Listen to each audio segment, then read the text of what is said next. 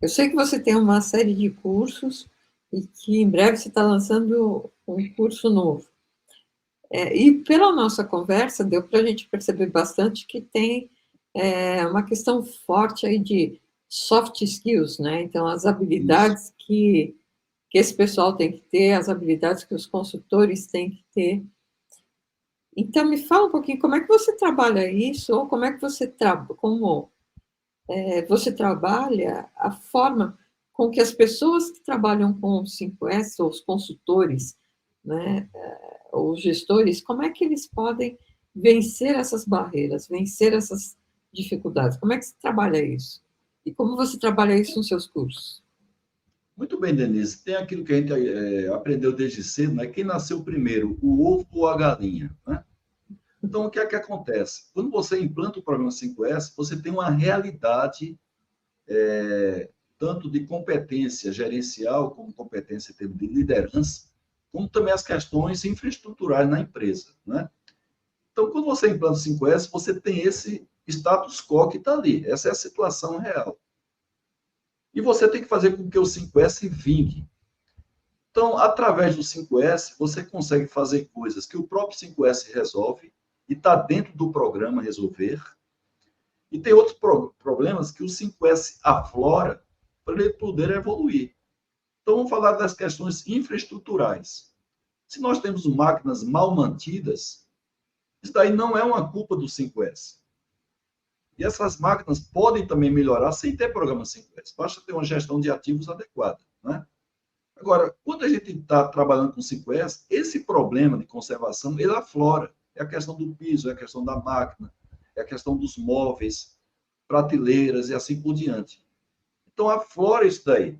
E quando aflora, passa a ter, vamos dizer, uma nova atenção da empresa para isso. Quando a gente vai para o lado comportamental, a gente começa a ver deficiências de gestão de processo e deficiência de liderança de pessoas. Esses problemas não são intrínsecos do 5S, né? Eles podem melhorar e podem melhorar independente do programa 5S. Então, você pode formar uma pessoa como um excelente gestor de processo e seja muito fraco de 5S. Você pode ter um excelente líder que seja fraco de 5S. Agora, quando a gente faz a implantação 5S, essas deficiências e também esses atributos, dependendo da gente estar falando positivo ou negativo, eles vão ser aflorados pelo programa de maneira que pode ser a partir daí que a empresa dê uma atenção para essas deficiências apresentadas pelas pessoas. Então, por exemplo, uma área que não está evoluindo no 5S, aconteceu comigo lá em Camaçari, quando nós tínhamos um contrato numa empresa de bebidas, e numa reunião de fechamento dos nossos indicadores de qualidade, era uma reunião bimestral que a gente fazia, era exposto lá o nível, pelas auditorias 5S, que se encontrava cada contrato nosso. E esse contrato de bebidas estava em último lugar.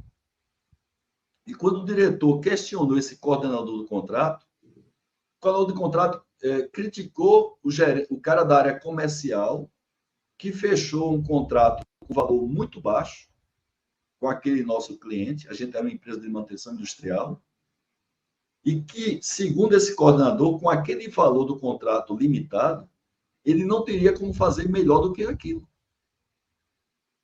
E aí o diretor ficou calado, ok, deixou o cara falar. 2 dias depois, esse cara foi retirado do contrato. E foi enviado para o contrato um outro profissional, um outro engenheiro colega nosso. E essa empresa, 8 meses depois, passou a ser a melhor empresa de 5S de nossa empresa. O melhor contrato de 5S da nossa empresa, com esse outro gestor. Então, ficou muito claro aí que uma deficiência de gestão ela foi aflorada, nesse exemplo que eu dei, pelo nível do 5S. E você viu que eu estou colocando aí nas últimas semanas uma frase minha, que eu estou colocando juntamente com imagem aí nas minhas redes de relacionamento, dizendo que o 5S é a melhor maneira que você tem para analisar tanto a cultura organizacional, como também avaliar a competência dos gestores da empresa. Né? Porque de maneira prática você enxerga isso e de maneira prática você também pode corrigir isso daí.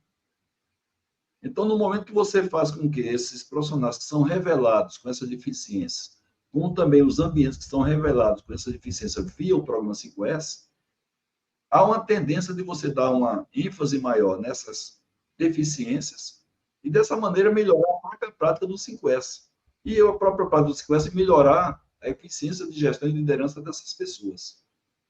Então, cria-se um ciclo virtuoso, para que você tenha, evidentemente, resultados melhores nas áreas e, por consequência, resultados melhores nas empresas e também para as pessoas que entregam resultados melhores, com menos estresse, e possibilitam também o crescimento de outras pessoas.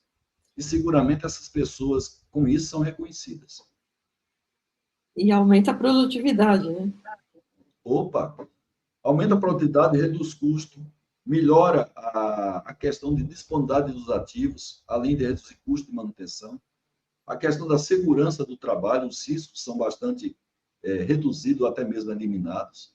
Favorece a implementação das outras metodologias, o aperfeiçoamento de outras metodologias, como Lean Manufacturing, TPM, WCM, normas ISO, né? Gera motivação para as pessoas, passa a empresa a cumprir os prazos de maneira muito mais voluntária, e outras coisas mais, são muitas consequências positivas oriundas do 5S.